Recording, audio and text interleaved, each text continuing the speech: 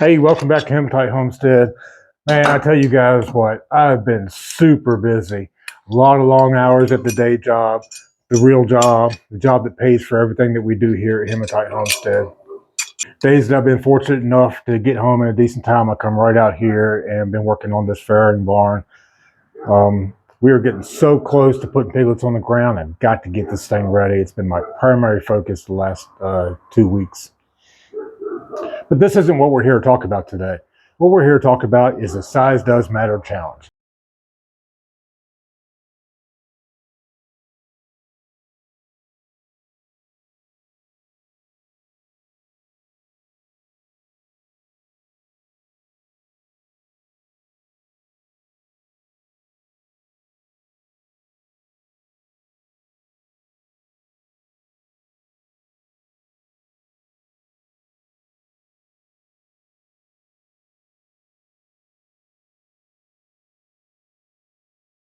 I have joined a group of giant pumpkin growing YouTubers and in a challenge to see who grows the largest pumpkin. It's the Size Does Matter Challenge. It initially started off with 4 of us. Last I heard, there are 10 people on the challenge now, which is pretty cool. It costs $20 to get in. There's some required videos, seed starting, pollination, I think. Transplanting comes before pollination, and I think day 30 and day 50 measurements. And then the final video is the video of your choosing. It's going to be some cool prizes given away, some seeds, some fertilizers, some cash, and an awesome champion giant pumpkin grower belt. So I'm going to kick off here with a seed starting video. I will tell you it's a little bit of a spoiler because I'm putting this ahead of Pumpkin Mania. I'm trying to keep this completely separate from Pumpkin Mania. Pumpkin Mania, if you're following the channel, is kind of its own thing, and I'm going to keep on rolling with that in that direction. I do owe you a Pumpkin Mania video. I know I do. I've been really trying hard to get it out there. I do have a germination video, and that's why this is a bit of a spoiler, because my Pumpkin Mania germination video went absolutely horribly wrong. I'm going to put in the description how you can join the Size Does Matter Challenge and links to the 4 other channels that signed up so far. So be sure you're checking that out. If you grow giant pumpkins, if you're a YouTuber, check that out. Get in on the challenge and have some fun with us. In this video, I went a totally different direction in how I was germinating seeds. So let's check that out. Trying something totally different. I'm using an incubator. I haven't hatched eggs in this in 2 years. It's been sitting out there in the shed. I can maintain temperature perfect in this thing. This guy back here has caused me a lot of problems. So I'm doing a second run at this. I've had the soil in here for about 24 hours probably, and all these cups. And right now I'm going to start a variety of things, a couple giant pumpkins. So I got the cup, and it's warm. It's right at 86 degrees. And I'm using these tags because I can't put these sticks. See, I've been using these sticks, popsicle sticks, to put inside everything, but it makes it too tall in the incubator. So I'm just tagging everything. And then I'm giving a couple squirts of water, only because I had this soil right at the perfect moisture I wanted it at by doing the squeeze test, and just barely getting a drop of soil out of it. I put them in the incubator and didn't have them covered or anything, so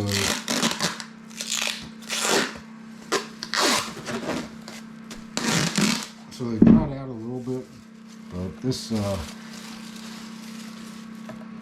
will keep moisture in this cup as it heats up, create some condensation, and that's all the water it'll need.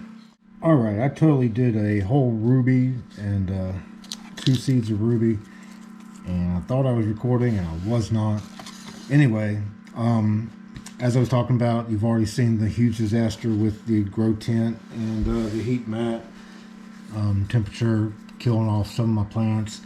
I was really upset about it and was venting to several people actually, and Doc Rotoball, super great, put me seeds in the mail the next day. This box right here gave me some replacement rubies. I have 3 of those, and I'm going to seed all 3 of them with the intent of 2 of them going out in the garden. And here's what I'm doing here. So I've already made my card. The first one I did, I put all the details, everything that's on this, which I'll save these and put it in my book. And the next 2 I just put Ruby on. So lightly sanded. These don't need sand that much, just barely sanded it. And right down in the middle. And again, a couple of squirts of water. It doesn't need much. There's a little bit of moisture in these, but mostly dried out. I'm using the exact same soil mixture that I used on my test plants that I was really happy with. Still iffy on sharing any of that information because, you know, I've already made killer mistakes this season and we haven't put nothing in the patch yet. So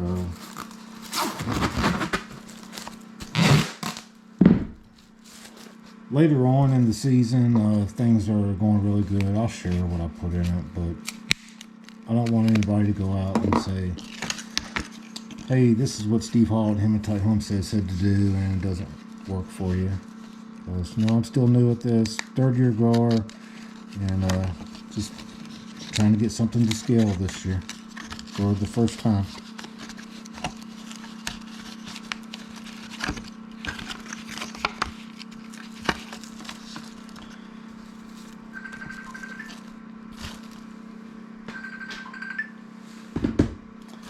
Alright, so there's 3 rubies and 3 rubies in the incubator. Alright, I kept working. I got a phone call. I had to stop recording. I kept working while I was talking because it's getting late. So another giant pumpkin. It's going to be my replacement seeds and some backups. The 872 Kissamore, and this grew the 2195 Ohio State record, the 2195 Kissamore, which is Ohio State record. I have the Ohio State record seed. I didn't want to go all in on all my record seeds because I killed several of them. So I steered away from that, and we will grow this and see what we can do with it. So I finished it up, lightly sanded. Don't soak. I soaked for the first time ever before I killed those seeds, and in my mind it was a contributing factor to killing those seeds, so I'm not going to do it. Some people soak, some people don't. There's lots of ways to do this. So finally, the very last giant pumpkin. So in the box, Doc also gave me basil, which is the 1965 rotoball by itself, and also the 1965 rotoball here. I also have both of these I got in the Mountain State auction with the seed that's coming up here.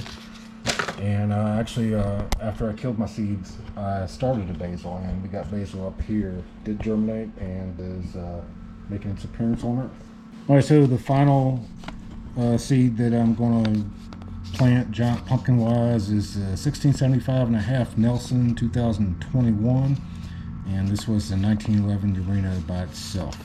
And I have 3 seeds of these. I'm going to do 2 of them, and plan on putting both of these in the patch, and probably eliminate one of them at some point in time. So again, I lightly sand, not soaking.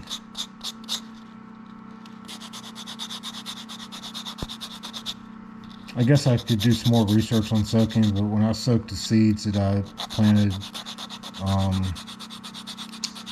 on April 2nd, today's the 17th, so it was a little over 2 weeks ago. I only soaked them for half an hour, and I don't know. I guess I don't know what I was expecting, but it just seemed awfully wet.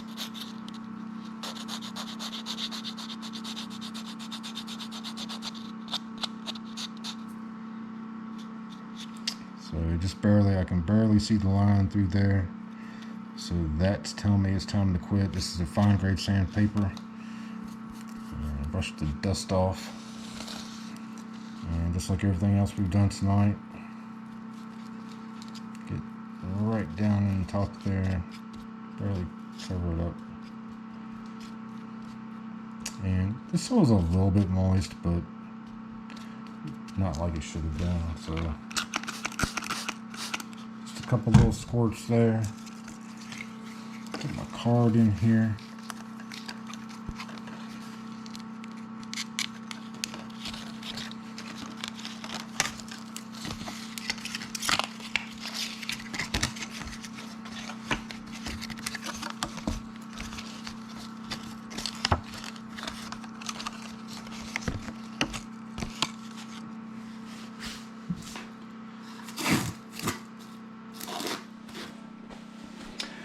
Alright, so there's some seeds in the incubator. We'll see how this works out for me. I have high hopes for this. We got several ruby in there. We got the 872 Kissmore from 2020, and we got a couple of the 1675.5 Nelsons from 2021.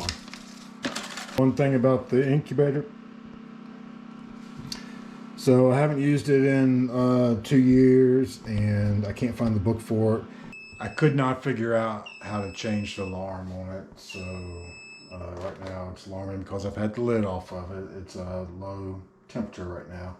That temperature will get right back up there. It's maintaining it right at 85 degrees. I'm super thrilled about that. Humidity, so that I put a little bit of water in here because I couldn't find the book, and I couldn't remember how to change the alarm for the humidity, and it was just alarming over and over and over and over again for low humidity. So I put a little bit of water in the bottom of it, which raises the humidity, and it's running about 70% humidity right now, and that's keeping the alarm off of it. I wasn't really concerned about humidity. I was only concerned about temperature. But one thing that I found after adding the water to it and getting humidity up is that it maintained temperature way better. So high hopes for this. So I've got a lot on my plate this summer, a lot going on. Been really tied up at work. We've really been wanting to focus the channel on the Cooney pigs more this year, and we haven't put a single video of the pigs up since we did our winter breeding session. That video, by the way, is my most watched video to date. It's over 5,000 views now. I'll add that at the end of the video, so make sure you check that out. All right, if you watched all that, thank you so much. It was a horrible video. I was rushing through it. I was trying to get it done. I was feeling a little bit of pressure because my first set of seeds went horribly wrong.